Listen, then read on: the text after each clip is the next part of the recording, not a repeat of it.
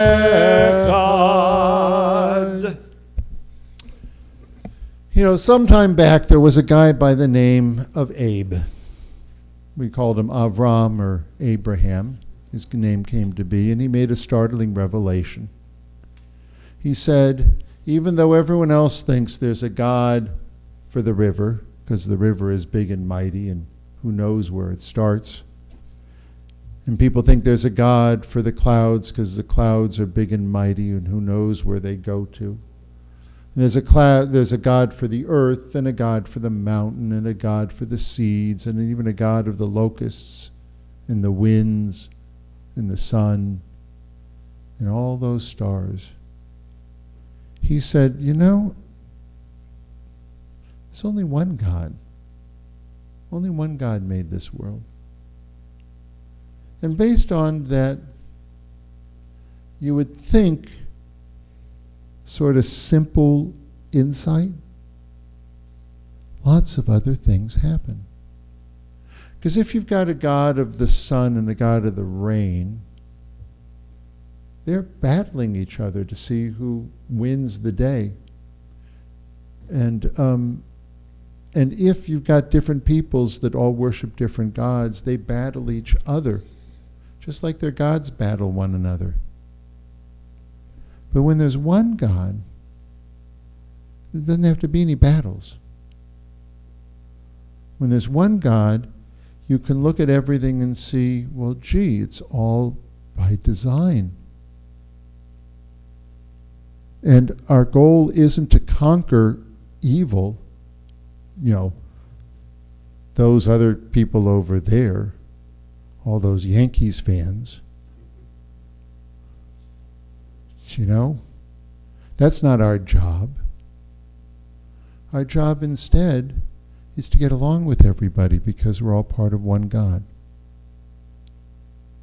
And it's interesting, that might be one of the major reasons why Jews are still around. We didn't try to conquer, we tried to get along. And there's this book that we wrote that is the only book from the ancient world that gives rights to strangers.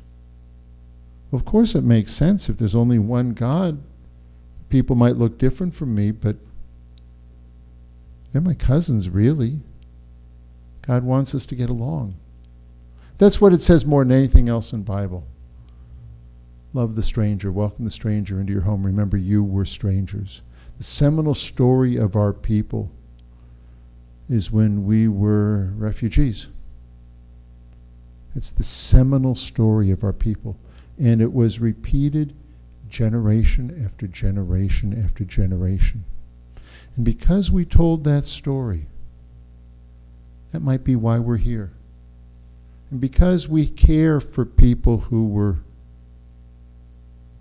in transition, that might be why we're here and none of the other peoples from the ancient world are around anymore. That might be central to who we are. You know, these are teachings that we get from our faith. And we talk about how we learn them.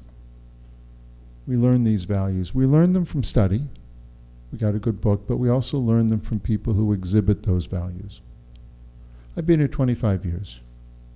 For that full time, I have known Bob Fishman to be someone who lives out the values that we aspire to.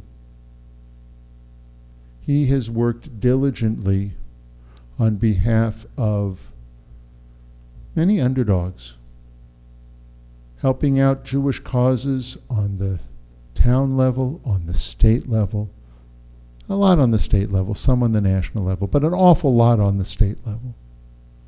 And if there's an issue and you don't know what a Jewish view is of it, you can listen to what Bob Fishman has to say. And it's like, whoa, I didn't realize you're right.